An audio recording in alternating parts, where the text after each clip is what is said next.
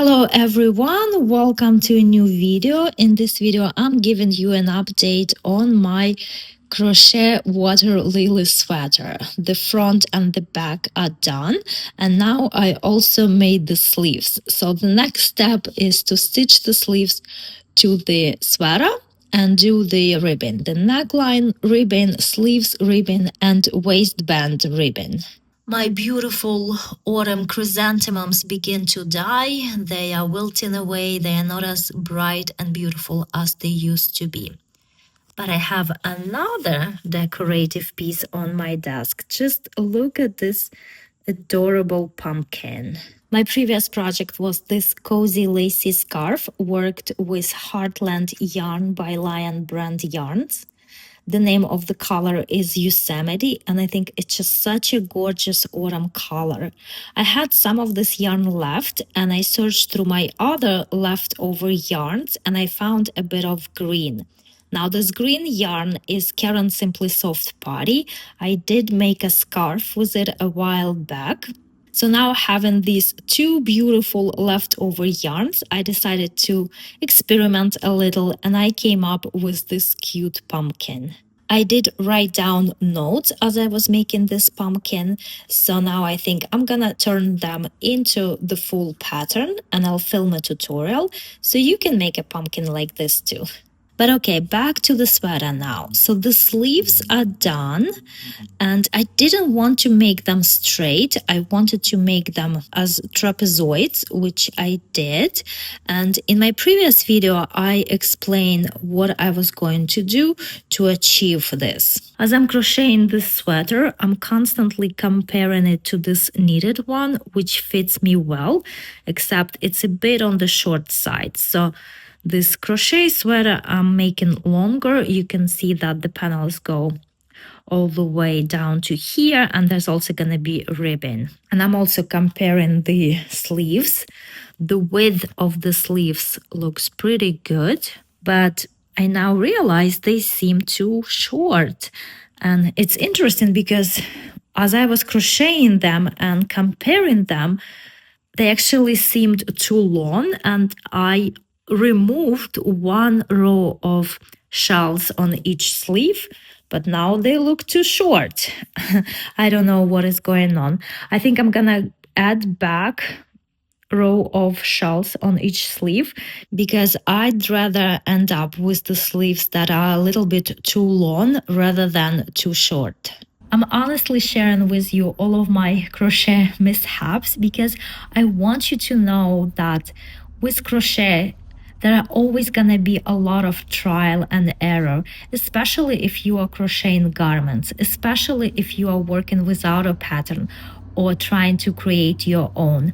Hardly ever everything comes out perfect from the first try. There are always going to be errors. There are always going to be adjustments to be made. And that's okay. Don't be scared of it. Don't be afraid to undo your work or redo your work. It's just a part of the creative process. Enjoy it. Now I added one more row of shells to each sleeve. That didn't take so long, it wasn't that bad. The only thing I don't like is that I previously broke the yarn and now I had to join in again, so I have some knots and loose ends.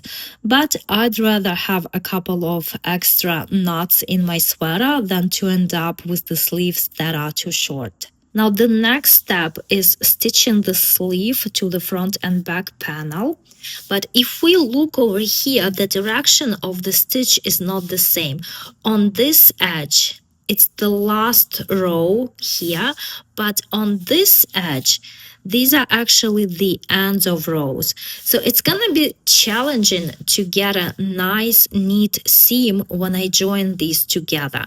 What I decided to do is to work a row of single crochets along this edge, both front panel and back panel, so that when I make a seam over here, it's going to be much easier to do it. I worked a row of single crochets at the edge over here, and I made 3 single crochets per each vertical pattern repeat. So for example, over here, the shells end of row has a double crochet. So into that double crochet, I worked 2 single crochets, and the next end of row, that's the row of chain loops. The end of row is a single crochet. So in that single crochet, I worked 1 single crochet. So in total, that's 3 single crochets per each vertical pattern repeat. Now having these knit stitches over here and the last row over here, I can stitch these stitches together very neatly, and hopefully I'll have a beautiful seam. This is the wrong side of my work. This is the shoulder seam, and I'm placing my sleeve like this. There are 10 shells in the last row of the sleeve, so 5 to this side and 5 to that side. And this is how I'm going to make the seam over here. And then I'm gonna do the other side the same way. Now, friends, that didn't work out because you can clearly see that the sleeve is too stretched in comparison to the body of the sweater. So over here where I made 3 single crochets per vertical pattern repeat, that was not enough. What I'm gonna do is I made that row of single crochets with the hook size G 4.25 millimeters, but instead I'm gonna use a smaller size hook D 3.25 millimeters, and I'm going to make this row of single crochets working 4 single crochets into each vertical pattern repeat. So that would give me more stitches over here, and the sleeve wouldn't have to be so stretched. But whether that works out or not, we're gonna see in the next video, the next update on my sweater. That's it for this one.